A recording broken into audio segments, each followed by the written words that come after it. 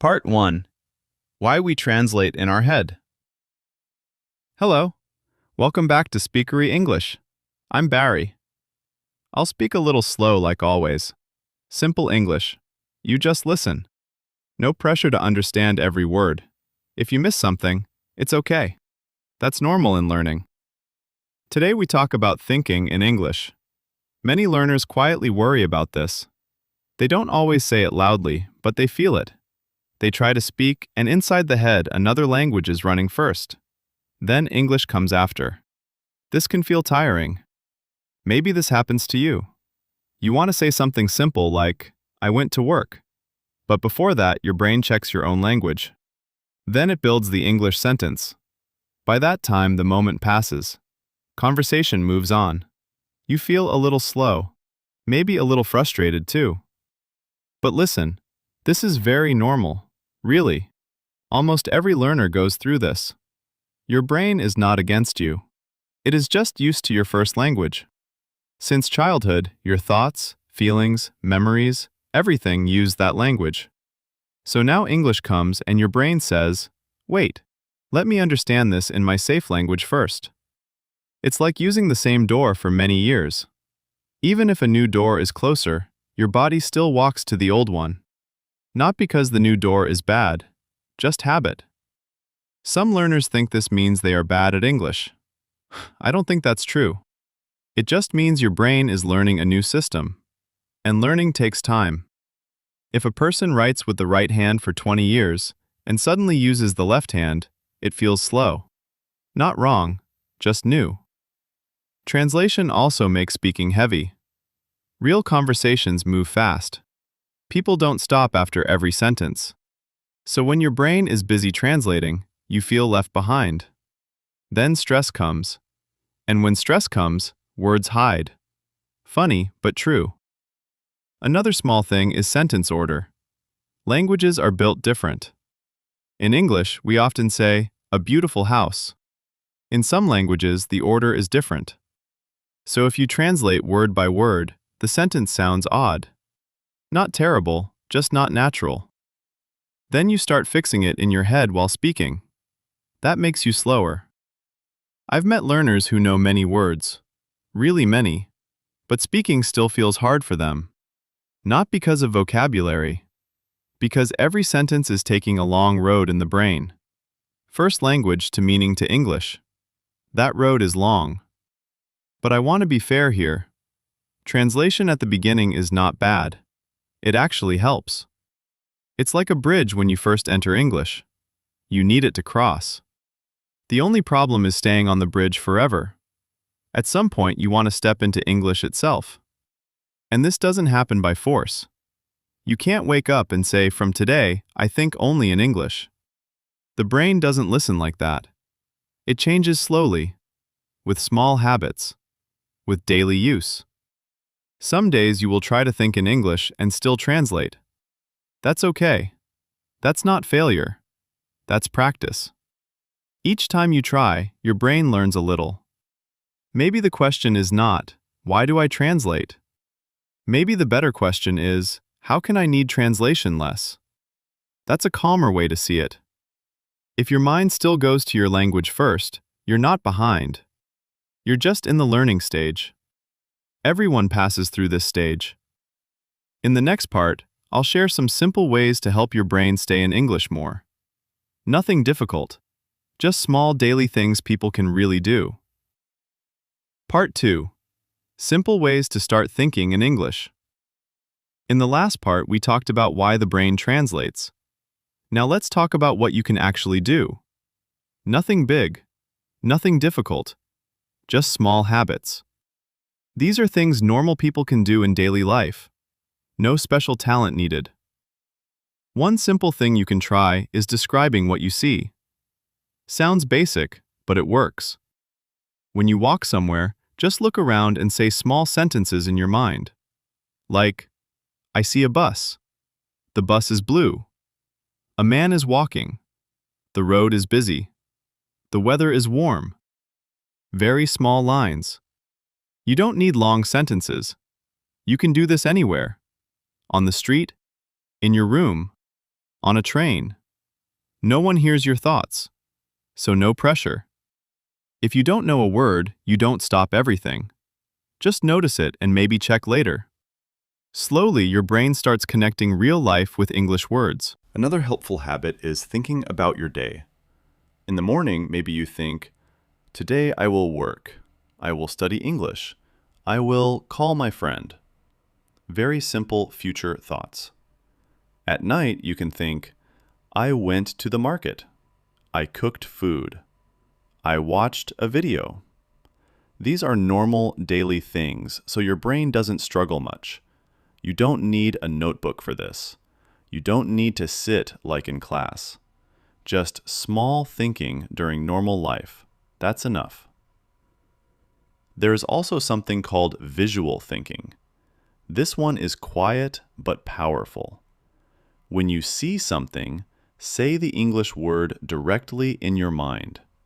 For example, you see a chair. Just think chair, not your language first. Same with phone, spoon, shoes, door, window. You are training your brain to connect the object straight to English. At first, your brain might still show your language quickly. That's okay. Gently bring it back to English. No fighting with yourself, just practice. Now I want to talk about shadowing. Many learners like this method.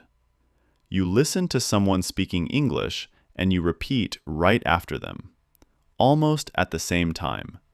Not waiting, not translating, just copying. Voice, speed, tone, everything. It can feel strange in the beginning. Maybe you feel you sound funny. That's normal. Everyone feels that. But this trains your brain to react faster in English. Listening and speaking start working together. Even 5 minutes a day helps. You don't need long practice. Short and regular is better than long and rare. Another small habit is using English during simple actions. When you cook, think, I am cutting vegetables. I am adding salt. The food smells good. When you clean, I am washing clothes. I am sweeping the floor. When you walk, the sun is bright. The wind is cold. These are easy sentences, like how a child learns. And that's the point. Children don't translate. They connect life to words. You are doing the same, just as an adult. None of these methods are magic. They are small.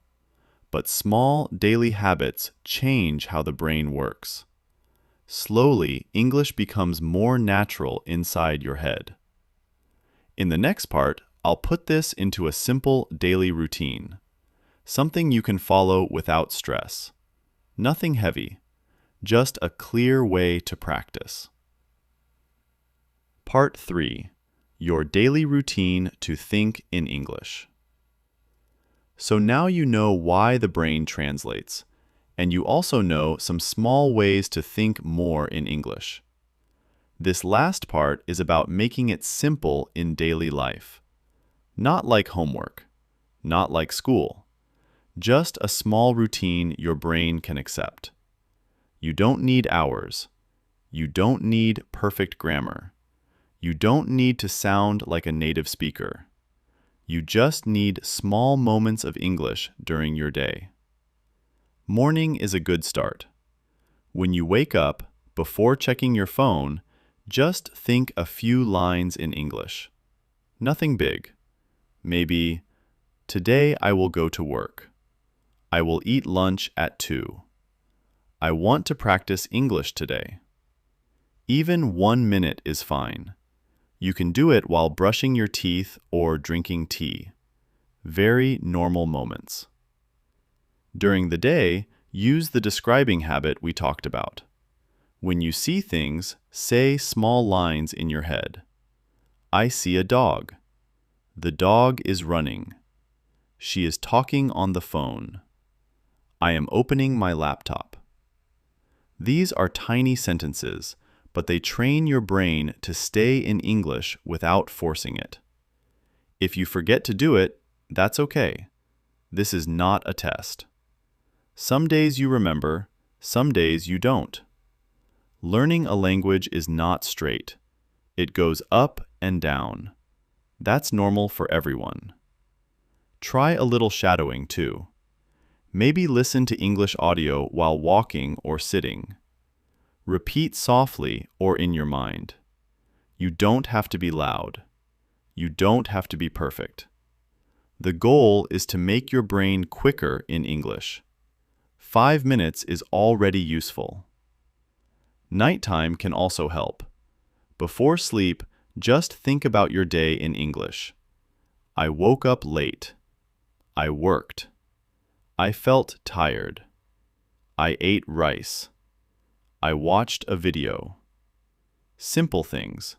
This is calm practice. No pressure. Just thinking. If you do these small things daily, your brain slowly changes. Not in 1 week, not in magic time, but slowly you notice something. One day you think a sentence in English without trying. It surprises you. That's a good sign. That means your brain is building a new path. Some learners ask, how long does it take? Honestly, different for everyone. Some faster, some slower. It depends on how often you use English in real life. But speed is not the main thing. Consistency matters more.